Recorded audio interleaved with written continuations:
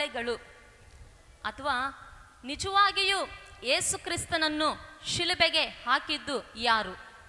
ಪ್ರಿಯರೇ, ಒಂದಾನೊಂದು ಸಮಯದಲ್ಲಿ ಯೆರೂಸಲೇಮ್ ಪಟ್ಟಣದಲ್ಲಿ ಒಂದು ಅಂಗಡಿ ಇತ್ತು. ಅಂದರೆ ಹಳೆ ಸಾಮಾನುಗಳನ್ನು ಮಾರುವಂಥ ಒಂದು ಅಂಗಡಿ ಇತ್ತು. ಸೊ ಆ ಒಂದು ಅಂಗಡಿಗೆ ಒಬ್ಬ ಸೈನಿಕನು ಬರ್ತಾನೆ. ಒಬ್ಬ ರೋಮ ಸೈನಿಕನು ಬಂದು ಅವಸರವಾಗಿ ಅವನು ಆ ಒಂದು ಅಂಗಡಿ ಹತ್ರ ಬಂದು ಆ ಅಂಗಡಿಯವನನ್ನು ಕೇಳ್ತಾನೆ, ಏನಪ್ಪ ನಿಮ್ಮ ಅಂಗಡಿಯಲ್ಲಿ ಮೊಳೆ ಇದಾವ, ನನಗೆ ಮೊಳೆಗಳು ಬೇಕು ಅಂತ ಕೇಳ್ತಾನೆ. ಅದಕ್ಕೆ ಆ ಅಂಗಡಿಯವನು ಹೇಳ್ತಾನೆ, ಅಣ್ಣ ಮೊಳೆಗಳ ಇದಾವೆ, ಅಣ್ಣ ಎಷ್ಟು ಮೊಳೆಗಳು ಬೇಕಂತ ಕೇಳುವಾಗ ಸೈನಿಕನ ಹೇಳ್ತಾನೆ, ನನಗೆ ದೊಡ್ಡ ಮೊಳೆಗಳು ಬೇಕು, 6 ಇಂಚು ಸೈಜು ಮೊಳೆಗಳು ಬೇಕು, ಒಂದು 4 ಮೊಳೆಗಳು ನನಗೆ ಬೇಕಪ್ಪ, ಇದ್ರೆ ಕೊಡು ಅಂತ ಸೈನಿಕನ ಕೇಳ್ತಾನೆ. ಆ ರೀತಿಯಾಗಿ ಕೇಳುವಾಗ ಆ ಅಂಗಡಿಯವನು ಹೇಳ್ತಾನೆ, ಅಣ್ಣ ನೀವು ಕೇಳಿದಂಥ ಮೊಳೆಗಳು ಇದಾವೆ, ಆ ಸೈಜ್ನವೇ, ದೊಡ್ಡ ಮೊಳೆಗಳಿದಾವೆ, 6 ಇಂಚು ಸೈಜ್ನವೇ ಆ ಮೊಳೆಗಳಿದಾವೆ. ಆದರೆ ತುಂಬ ಹಳೆ ಮೊಳೆಗಳು, ಇವು ತುಕ್ಕಿಡಿದಿದ್ದಾವೆ, 4 ಇಲ್ಲ 3 ಮೊಳೆಗಳು ಮಾತ್ರ ಇದಾವೆ, ಇವು ನಿಮಗೆ ಕೆಲ್ಸಕ್ಕೆ ಬರ್ತಾವ ಅಂತ ಆ ಅಂಗಡಿಯವನು ಕೇಳ್ತಾನೆ. ಆಗ ಆ ಸೈನಿಕನ ಹೇಳ್ತಾನೆ, ರೋಮಾಪುರದ ಸೈನಿಕನು, ಆ ಸೈನಿಕನ ಹೇಳ್ತಾನೆ, ಓ ಬ್ರಹ್ಮಾಂಡವಾಗಿ ಕೆಲ್ಸಕ್ಕೆ ಬರ್ತವೆ, ಯಾಕೆ ಬರಲ್ಲ, ಕೊಡು ಅಂತೇಳಿ ಆ ಒಂದು ಅಂಗಡಿಯವನು ಏನು ಮಾಡ್ತಾನೆ, ಆ ಒಂದು ಮೊಳೆಗಳನ್ನು ತೆಗೆದುಕೊಂಡು ಕೇಳ್ತಾನೆ, ಇದಕ್ಕೆ ಹಣ ಎಷ್ಟು ಕೊಡ್ಲಪ್ಪ, ನಾನು ಈ ಮೊಳೆಗಳಿಗೆ ಹಣ ಎಷ್ಟು ಕೊಡಬೇಕು, ದುಡ್ಡು ಎಷ್ಟು ಕೊಡಬೇಕು ಅಂತ ಕೇಳ್ತಾನೆ. ಅದಕ್ಕೆ ಆ ಅಂಗಡಿಯವನು ಹೇಳ್ತಾನೆ, ಅಣ್ಣ ಅವು ಹಳೆ ಮೊಳೆಗಳು ಮೊದಲೇ ತುಕ್ಕಿಡ್ದೋಗಿದ್ದಾವೆ, ನಿನಗೆ ಎಷ್ಟು ತಿಳಿಯುತ್ತಾ ಅಷ್ಟು ಕೊಡೋಣ, ನಿನಗೆ ಎಷ್ಟು ಕೊಡ್ಬೇಕನ್ಸುತ್ತಾ ಅಷ್ಟೋ ಇಷ್ಟೋ ನೀನು ಕೊಡು ಹಣ ಅಂತ ಆ ಅಂಗಡಿಯವನು ಹೇಳ್ತಾನೆ. ಆಗ ಹೇಳುವಾಗ ಈ ಸೈನಿಕನು ಸಹ ಸ್ವಲ್ಪ ಹಣವನ್ನು ಕೊಟ್ಟು ಆ ಮೊಳೆಗಳನ್ನು 3 ಮೊಳೆಗಳನ್ನು ಆ ಸೈನಿಕನು ತೆಗೆದುಕೊಳ್ತಾನೆ. ತೆಗೆದುಕೊಳ್ಳುವಂಥ ಸಮಯದಲ್ಲಿ ಆಗ ಆ ಅಂಗಡಿಯವನು ಕೇಳ್ತಾನೆ ಸೈನಿಕನಿಗೆ, ಹಣ ತೆಗೆದುಕೊಳ್ಳುತ್ತಾ ಆ ಮೊಳೆಗಳನ್ನು ಕೊಟ್ಟು, ಅಂಗಡಿಯವನು ಆ ಮೊಳೆಗಳನ್ನು ಕೊಟ್ಟು ಆ ಹಣವನ್ನು ತೆಗೆದುಕೊಳ್ಳುತ್ತಾ ಕೇಳ್ತಿದ್ದಾನೆ, ಅಣ್ಣ ನನಗೊಂದು ಡೌಟು, ಇಷ್ಟು ಹಳೆ ಮೊಳೆಗಳು, ತುಕ್ಕಿಡೋದಂಥ ಮೊಳೆಗಳು, ಇವುಗಳನ್ನು ತೆಗೆದುಕೊಂಡೋಗಿ ಏನು ಮಾಡ್ತೀರಿ ನೀವು ಅಂತ ಕೇಳಿದ. ಆ ರೀತಿಯಾಗಿ ಅಂಗಡಿಯವನು ಕೇಳುವಾಗ ಆ ಸೈನಿಕನ ಹೇಳ್ತಾನೆ, ಏನಂತೇಳಿ ಅಂದರೆ, ಆ ಬೋಧಕನಿದಾನಲ್ಲ, ಆ ಬೋಧಕನಿಗೆ ಕೈಯಿಗೆ ಕಾಲಿಗೆ ಮೊಳೆ ಹೊಡೆದು ಶಿಲುಬೆಗೆ ಜಡಿತೀವಿ ನಾವು, ಕೈ ಕಾಲಿಗೆ ಮೊಳೆ ಹೊಡೆದು ಆ ಬೋಧಕನನ್ನ ಶಿಲುಬೆಗೆ ಹಾಕ್ತೇವೆ, ಶಿಲುಬೆಗೆ ನಾವು ಜಡಿತೇವೆ, ಅದಕ್ಕೆ ಬೇಕು ಈ ಮೊಳೆಗಳು ಅಂತ ಆ ಸೈನಿಕನ ಹೇಳ್ತಾನೆ. ಆ ರೀತಿಯಾಗಿ ಆ ಸೈನಿಕನ ಹೇಳುವಾಗ ಆ ಅಂಗಡಿಯವನಿಗೆ ಒಂದು ಕ್ಷಣ ಗಾಬರಿ ಆಗಿಬಿಡುತ್ತೆ, ಶಾಕ್ ಆಗಿಬಿಡುತ್ತೆ, ಭಯ ಆಗ್ತಾನೆ. ಅವನಿಗೆ ಒಂದು ರೀತಿ ಆಕಾಶನ ತಲೆ ಮೇಲೆ ಬಿದ್ದಾಗುತ್ತೆ. ಆಗ ಅವನು ಆ ಸೈನಿಕನ ಕೇಳ್ತಾನೆ ಅಂಗಡಿಯವನು, ಆ ಬೋಧಕನು ಅಂತೇಳಿ ಅಂದರೆ ಕಣ್ಣಿಲ್ದವ್ರಿಗೆ ಕಣ್ಣು ಕೊಟ್ಟು, ಬಾಯಿ ಇಲ್ದವ್ರಿಗೆ ಬಾಯಿ ಕೊಟ್ಟು, ಕಿವಿ ಇಲ್ದವ್ರಿಗೆ ಕಿವಿ ಕೊಟ್ಟು, ಸತ್ತು ಹೋದವರಿಗೆ ಜೀವ ಕೊಟ್ಟು ಅದ್ಭುತ ಕಾರ್ಯಗಳನ್ನು ಮಾಡಿದಂಥ ಆ ಕನಿಕರವು ದಯೆಯು ಪ್ರೇಮಾಮೂರ್ತಿಯಾದ ಯೇಸು ಕ್ರಿಸ್ತನ ಅಂತ ಅಂಗಡಿಯವನು ಕೇಳ್ತಾನೆ. ಅದಕ್ಕೆ ಆ ಸೈನಿಕನ ಹೇಳ್ತಾನೆ, ಹೂನಪ್ಪ ಹೌದು, ಆತನೇ ನಜರೇತಿನ ಯೇಸು, ಇವತ್ತು ಆತನನ್ನ ಶಿಲುಬೆಗೆ ಹಾಕ್ತಾ ಇದೀವಿ ನಾವು, ಇವತ್ತು ಆತನನ್ನ ಶಿಲುಬೆಗೆ ಜಡಿತಾ ಇದೀವಿ ನಾವು, ಅದಕ್ಕೆ ಈ ಮೊಳೆಗಳು ಬೇಕು ಅಂತೇಳಿ ಆ ಸೈನಿಕನ ಹೇಳ್ತಾನೆ. ಪ್ರಿಯರೇ, ಆ ರೀತಿಯಾಗಿ ಆ ಸೈನಿಕನ ಹೇಳುವಾಗ ಈ ಒಂದು ಅಂಗಡಿಯವನು ಹೇಳ್ತಾನೆ, ಅಣ್ಣ ಪ್ಲೀಸ್ ನಿನ್ನ ಹಣ ನಿನಗೆ ವಾಪಸ್ ಕೊಟ್ಬಿಡ್ತೀನಿ, ನಿನ್ನ ಹಣ ನಾನು ನಿನಗೆ ವಾಪಸ್ ಕೊಟ್ಬಿಡ್ತೀನಿ, ನನ್ನ ಮೊಳೆಗಳು ನನಗೆ ವಾಪಸ್ ಕೊಟ್ಬಿಡು, ನನ್ನ ಅಂಗಡಿಯಲ್ಲಿರುವಂಥ ಮೊಳೆಗಳು ಯೇಸು ಕ್ರಿಸ್ತನನ್ನ ಶಿಲುಬೆಗೆ ಜಡಿಲಿಕ್ಕೆ ನಾನು ಕೊಡಲ್ಲ, ಪ್ಲೀಸ್ ಈಗ ನಿನ್ನ ಹಣ ನಿನಗೆ ವಾಪಸ್ ಕೊಡ್ತೀನಿ, ನನ್ನ ಮೊಳೆಗಳು ನನಗೆ ವಾಪಸ್ ಕೊಡು ಅಂತೇಳಿ ಕೇಳ್ತಾನೆ. ಅದಕ್ಕೆ ಆ ಸೈನಿಕನಂತಾನೆ, ಏನು ಮೊಳೆಗಳು ವಾಪಸ್ ಕೊಡ್ಬೇಕಾ, ನಾನು ಕೊಡಲ್ಲ ಅಂದರೆ ಕೊಡಲ್ಲ, ನನಗೆ ಬೇಕಾಗಿರೋ ನನಗೆ ಸಿಕ್ಕು, ನಾನು ಬಂದ ಕೆಲಸ ಆಯಿತು, ನಾನು ಈ ಮೊಳೆಗಳು ನಿನಗೆ ವಾಪಸ್ ಕೊಡಲ್ಲ ಅಂತ ಹೇಳ್ತಾನೆ. ಅದಕ್ಕೆ ಆ ಅಂಗಡಿಯವನು ಕಣ್ಣೀರಿನಿಂದ, ರೋದನೆಯಿಂದ, ವೇದನೆಯಿಂದ ಕೇಳ್ತಾನೆ, ಪ್ಲೀಸ್ ಅಣ್ಣ ನಿನ್ನ ಹಣ ತೆಗೆದುಕೋ, ನನ್ನ ಅಂಗಡಿಯಲ್ಲಿರುವಂಥ ಎಲ್ಲ ಹಣವನ್ನು ತೆಗೆದುಕೋ, ಮತ್ತು ನನ್ನ ಅಂಗಡಿಯಲ್ಲಿರುವಂಥ ಎಲ್ಲ ಸಾಮಾನು ಕೂಡ ತೆಗೆದುಕೊಂಡ್ಬಿಡು, ಮೊಳೆಗಳು ಮಾತ್ರ ನನಗೆ ವಾಪಸ್ ಕೊಡೋಣ ಅಂತ ಬೇಡ್ತಾನೆ.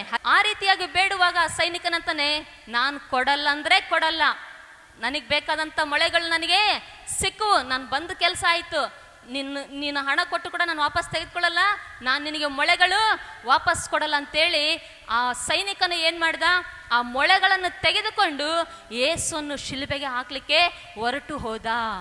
ಆ ರೀತಿಯಾಗಿ ಹೊರಟು ಹೋದಂಥ ಸಮಯದಲ್ಲಿ ಈ ಒಂದು ಅಂಗಡಿಯವನು ಏನು ಮಾಡ್ತದನಂದ್ರೆ ಎದೆ ಬಡ್ಕೊಳ್ತದಾನೆ.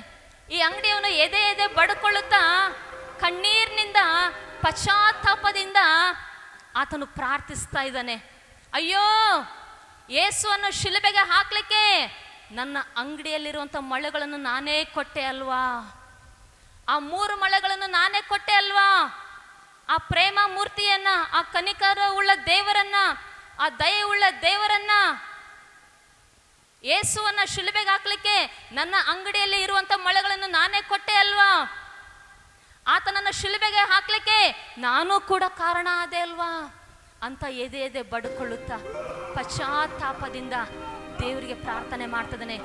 ಅಯ್ಯ ಏಸಯ್ಯ, ನನ್ನನ್ನು ಕ್ಷಮಿಸು, ನನ್ನನ್ನು ಕ್ಷಮಿಸು ಏಸಯ್ಯ, ನಿನ್ನ ಶಿಲುಬೆಗೆ ಹಾಕ್ಲಿಕ್ಕೆ ನಾನೇ ಮೊಳೆಗಳನ್ನು ಕೊಟ್ಟೆ ಅಲ್ವಾ, ನನ್ನನ್ನು ಕ್ಷಮಿಸಪ್ಪ. ಅಯ್ಯ ಏಸಯ್ಯ, ನನ್ನನ್ನು ಕ್ಷಮಿಸು, ನನ್ನ ಅಂಗಡಿಯಲ್ಲಿರುವಂಥ ಮೊಳೆಗಳನ್ನೇ ನಾನು ನಿನಗೆ ಕೊಟ್ಟೆ, ನಿನ್ನ ಶಿಲುಬೆಗೆ ಹಾಕ್ಲಿಕ್ಕೆ ನಾನು ಕೂಡ ಕಾರಣ ಆದ ದೇವರೇ ಅಂತೇಳಿ ಕಣ್ಣೀರಿನಿಂದ ಎದೆ ಬಡ್ಕೊಳ್ಳುತ್ತಾ ಆ ಒಂದು ಅಂಗಡಿಯವನು ಪ್ರಾರ್ಥನೆ ಮಾಡಿದನು. ಪ್ರಿಯರೇ, ಪಶ್ಚಾತ್ತಾಪದಿಂದ ಪ್ರಾರ್ಥನೆ ಮಾಡಿ ರಕ್ಷಿಸಲ್ಪಟ್ಟಿದ್ದಾನೆ. ಈ ಸಮಯದಲ್ಲಿ ಒಂದು ವಚನವನ್ನು ನಾವು ಓದಿಕೊಳ್ಳೋಣ. ಏಷನ್ ಬರೆದ ಪುಸ್ತಕ 53ನೇ ಅಧ್ಯಾಯ 5ನೇ ವಚನ. ನಮ್ಮ ದ್ರೋಹಗಳ ದೆಸೆಯಿಂದ ಅವನಿಗೆ ಗಾಯವಾಯಿತು, ನಮ್ಮ ಅಪರಾಧಗಳ ನಿಮಿತ್ತ ಅವನು ಜಜ್ಜಲ್ಪಟ್ಟನು, ನಮಗೆ ಸುಕ್ಷೇಮವನ್ನುಂಟು ಮಾಡುವ ದಂಡನೆಯನ್ನು ಅವನು ಅನುಭವಿಸಿದನು, ಅವನ ಬಾಸುಂಡೆಗಳಿಂದ ನಮಗೆ ಗುಣವಾಯಿತು. ಇದೇ ವಚನ ತೆಲುಗಲ್ಲಿ ಈ ರೀತಿಯಾಗಿದೆ ಪ್ರಿಯರೇ. మన యతిక్రమ క్రియలను బట్టి ఆతడు గాయపరచబడెను, మన దోషములను బట్టి నలుగగొట్టబడెను, మన సమాధానార్థమైన శిక్ష ఆతని మీద పడెను, ఆతను పొందిన దెబ్బల చేత మనకు ಸ್ವಸ್ಥತ ಕలుగుచున్నది. ಪ್ರಿಯ ದೇವರ ಮಕ್ಕಳೇ, ಎಲ್ಲರೂ ಅಂದ್ಕೊಳ್ತಾರೆ ಯೇಸುವನ್ನು ಶಿಲುಬೆಗೆ ಮಹಾಯಾಜಕರು, ಯಹೂದ್ಯರು, ಪರಿಸಾಯರು, ಅಧಿಪತಿಗಳು, ಶತಾಧಿಪತಿಗಳು, ಪ್ರಜೆಗಳು, ಸಿಪಾಯಿಗಳು, ಸೈನಿಕರು ಎಲ್ಲರೂ ಸೇರಿ ಯೇಸುವನ್ನು ಶಿಲುಬೆಗೆ ಹಾಕಿದ್ರು.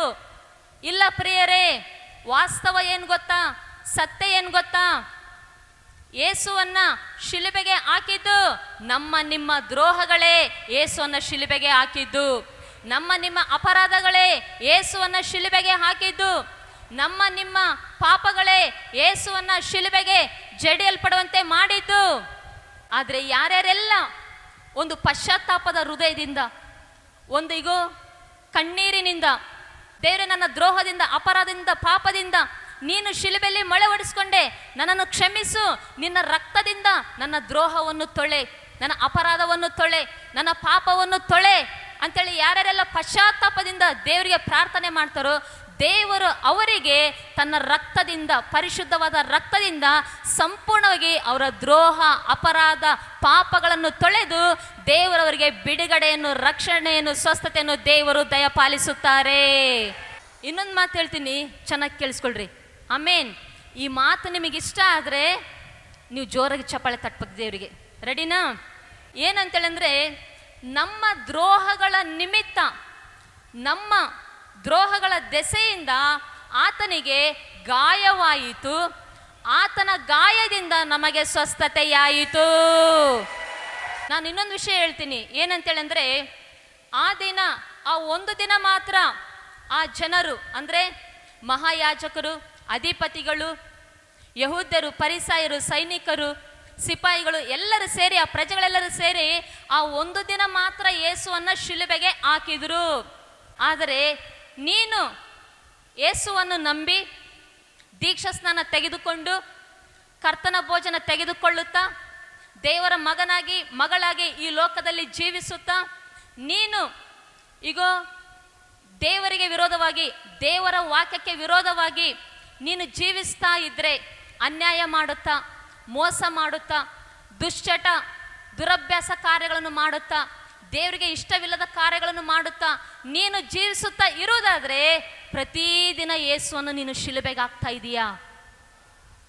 ಆ ದಿನ ಅವರು ಒಂದು ದಿನ ಮಾತ್ರ ಶಿಲುಬೆಗೆ ಹಾಕಿದ್ರು. ಆದರೆ ನೀನು ದೇವರಿಗೆ ವಿರೋಧವಾಗಿ, ದೇವ್ರ ವಾಕ್ಯಕ್ಕೆ ವಿರೋಧವಾಗಿ, ದೇವರಿಗೆ ಇಷ್ಟವಿಲ್ಲದ ಕಾರ್ಯಗಳನ್ನು ಮಾಡುತ್ತಾ, ಅನ್ಯಾಯ ಮಾಡುತ್ತಾ, ಮೋಸ ಮಾಡುತ್ತಾ, ಪಾಪ ಕೃತ್ಯಗಳನ್ನು ಮಾಡುತ್ತಾ, ದುರಭ್ಯಾಸ, ದುಶ್ಚಟಗಳು, ಕೆಟ್ಟ ಕಾರ್ಯಗಳು, ಆ ರೀತಿಯಾಗಿ ನೀನು ಮಾಡ್ತಾ ಇದ್ರೆ ನೀನು ಯೇಸುವನ್ನು ಪ್ರತಿದಿನ ನೀನು ಶಿಲುಬೆಗೆ ಜಡಿತಾ ಇದೀಯಾ, ಪ್ರತಿದಿನ ಯೇಸುವನ್ನು ನೀನು ಶಿಲುಬೆಗೆ ಹಾಕ್ತಾ ಇದೀಯಾ. ಹಾಗಾಗಿ ಪ್ರಿಯ ದೇವರ ಮಕ್ಕಳೇ, ಯೇಸು ನಿನಗಾಗಿ ಪ್ರಾಣ ಕೊಟ್ಟಿರುವಾಗ ಯೇಸುನ ರಕ್ತದಲ್ಲಿ ನಿನ್ನ ನೀನು ಶುದ್ಧಿ ಮಾಡ್ಕೋಬೇಕು. ನಾವು ವಾಕ್ಯದಲ್ಲಿ ನೋಡೋದಾದ್ರೆ ಒಂದು ವಚನ ಇದೆ, ಓದ್ತೀನಿ ಕೇಳಿಸ್ಕೊಳ್ರಿ.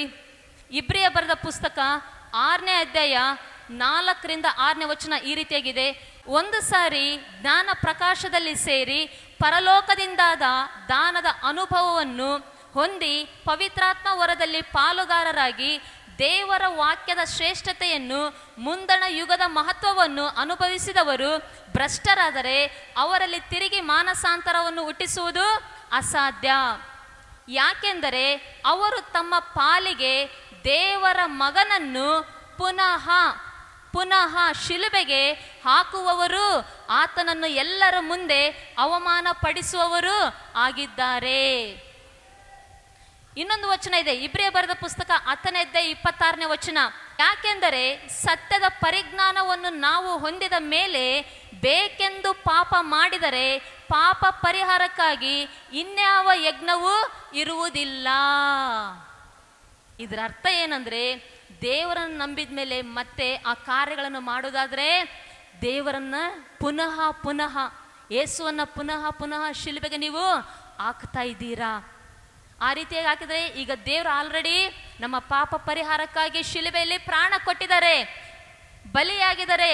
ಯಜ್ಞದ ಕುರಿಮರಿಯಾಗಿ ಆತ ನಮಗೋಸ್ಕರ ಬಲಿಯಾಗಿದ್ದಾನೆ ಯೇಸು ಸ್ವಾಮಿ. ಆದರೆ ನೀನು ಆತನು ಪುನಃ ಶಿಲುಬೆಗೆ ಹಾಕ್ತಾ ಇದ್ರೆ, ನೀನು ಪದೇ ಪದೇ ಮತ್ತೆ ದ್ರೋಹ ಅಪರಾಧ ಮಾಡ್ತಾ ಇದ್ರೆ, ಕೆಟ್ಟ ಕಾರ್ಯಗಳು, ದೇವರ ವಾಕ್ಯಕ್ಕೆ ವಿರೋಧವಾಗಿ ಜೀವಿಸ್ತಾ ಇದ್ರೆ, ಮತ್ತೊಂದು ಸರಿ ಈಗ ಬಲಿಯಾಗ್ಲಿಕ್ಕೆ, ಯಜ್ಞ ಬಲಿ ಮಾಡಲಿಕ್ಕೆ ಯಾವ ಒಂದು ಯಜ್ಞವೂ ಸಹ ಇಲ್ಲ. ಮತ್ತೊಂದು ಸಾರಿ ನಿನಗಾಗಿ ಪಾಪ ಪರಿಹಾರಕ್ಕಾಗಿ ಪ್ರಾಣ ಕೊಡಲಿಕ್ಕೆ ಯಾರೂ ಇಲ್ಲ. ಆಲ್ರೆಡಿ ಕರ್ತನಾದ ಯೇಸು ಕ್ರಿಸ್ತನು ನಮ್ಮ ಪಾಪ ಪರಿಹಾರಕ್ಕಾಗಿ ಪ್ರಾಣ ಕೊಟ್ಟಿದ್ದಾರೆ. ಹಾಗಾಗಿ ಪ್ರಿಯ ದೇವರ ಮಕ್ಕಳೇ, ಯಾರ್ಯಾರೆಲ್ಲ ಈ ವಾಕ್ಯವನ್ನು ಕೇಳಿ ಇನ್ನು ಮೇಲೆ ಆದರೂ ನೀನು ಏಸಯ್ಯ ನನ್ನ ಅಪರಾಧದ ನಿಮಿತ್ತ, ನನ್ನ ದ್ರೋಹದ ನಿಮಿತ್ತ ಈಗ ನಿನ್ನನ್ನು ಶಿಲುಬೆಗೆ ಹಾಕಿದ್ರಪ್ಪ ದೇವರೇ, ನನಗಾಗಿ ನೀನು ಆ ಘೋರ ಮರಣವನ್ನು ಅನುಭವಿಸಿದೆ ಅಂತ ಆ ಶಿಲುಬೆಯನ್ನು ನೋಡುತ್ತಾ, ಆ ಶಿಲುಬೆಯನ್ನು ಧ್ಯಾನಿಸುತ್ತಾ, ಆ ಶಿಲುಬೆಯನ್ನೇ ದೃಷ್ಟಿಸುತ್ತಾ ನೀನು ಯೇಸುಗೆ ಹೇಳುವುದಾದ್ರೆ, ಅಯ್ಯ ನನಗಾಗಿ ನೀನು ಆ ಶಿಲುಬೆ ಏರಿದೀಯಾ, ಈ ಲೋಕದಲ್ಲಿ ನಾನು ನನ್ನ ಶಿಲುಬೆಯನ್ನು ಹೊತ್ತುಕೊಂಡು ನಿನ್ನ ಮಗನಾಗಿ, ನಿನ್ನ ಮಗಳಾಗಿ ನಾನು ಜೀವಿಸ್ತೇನಪ್ಪ, ನನ್ನನ್ನು ಆಶೀರ್ವದಿಸು, ನನಗೆ ಸಹಾಯ ಮಾಡು ಅಂತೇಳಿ ಪ್ರಾರ್ಥನೆ ಮಾಡೋದಾದ್ರೆ ಪರಿಶುದ್ಧಾತ್ಮ ದೇವರು ನಿಮ್ಮನ್ನು ಈಗೋ ಆಶೀರ್ವದಿಸಿ ಬಲಪಡಿಸಿ ಶಿಲುಬೆಯ ನೆರಳಲ್ಲಿ ಜೀವಿಸಲಿಕ್ಕೆ ಪರಿಶುದ್ಧಾತ್ಮ ದೇವರು ನಿಮಗೆ ಸಹಾಯ ಮಾಡೋರಾಗಿದ್ದಾರೆ. ಆ ಅಂಗಡಿಯವನು ಆ 3 ಮೊಳೆಗಳನ್ನು ನನ್ನ ಕೊಡುವಾಗ ಆತನ ಪಶ್ಚಾತ್ತಾಪ ಪಡ್ತಾನೆ, ಯೇಸುವನ್ನ ಶಿಲುಬೆಗಾಗ್ಲಿಕ್ಕೆ ನಾನೂ ಕೂಡ ಕಾರಣವಾದೆ ಅಂತ. ಅದರ ವಾಸ್ತವ ಏನು? ನಮ್ಮ ದ್ರೋಹ ಅಪರಾಧಗಳೇ ಆತನನ್ನು ಶಿಲುಬೆಗೆ ಹಾಕಿದ್ದು. ಹಾಗಾಗಿ ನಾವುಗಳು ಸಹ ಈಗೋ ದೇವರ ವಾಕ್ಯದಂತೆ ನಾವು ಜೀವಿಸಲಿಕ್ಕೆ, ದೇವರ ಚಿತ್ತದಂತೆ ನಾವು ಜೀವಿಸಲಿಕ್ಕೆ ನಮ್ಮನ್ನು ಒಪ್ಪಿಸಿಕೊಡೋಣ. ದೇವರಿಗೆ ಪ್ರಿಯ ಮಗಳಾಗಿ, ಪ್ರಿಯ ಮಗನಾಗಿ ನಾವು ಜೀವಿಸೋಣ. ಪರಿಶುದ್ಧಾತ್ಮ ದೇವರು ನಿಮಗೆ ಸಹಾಯ ಮಾಡಲಿ. ಈ ವಾಕ್ಯವನ್ನು ಕೇಳಿದಂಥ ಎಲ್ಲ ಮಕ್ಕಳನ್ನು ಸಹ ದೇವರು ಆಶೀರ್ವಾದ ಮಾಡಲಿ. ಪ್ರೈಸ್ ದ ಲಾರ್ಡ್ ಎಲ್ಲರಿಗೂ. ಆಮೇನ್.